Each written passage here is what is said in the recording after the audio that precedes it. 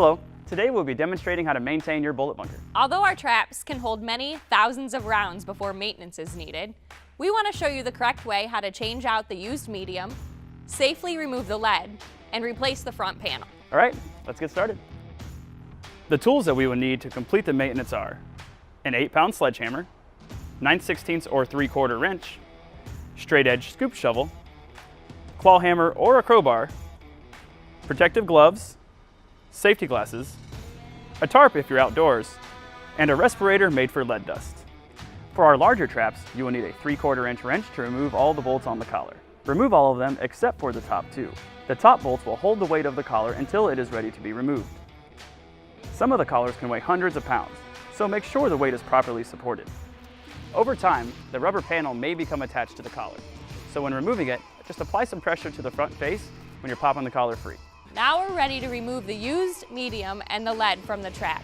Please make sure you wear safety glasses, gloves, and a respirator so you don't come into contact with the lead.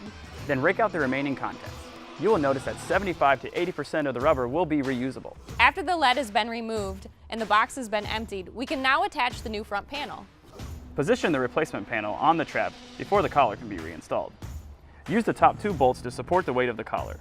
With the collar back in place, be sure to thread the nuts back onto the bolt so the collar cannot slip off. With the collar reinstalled, remove the lid of the bullet bunker and replace the medium.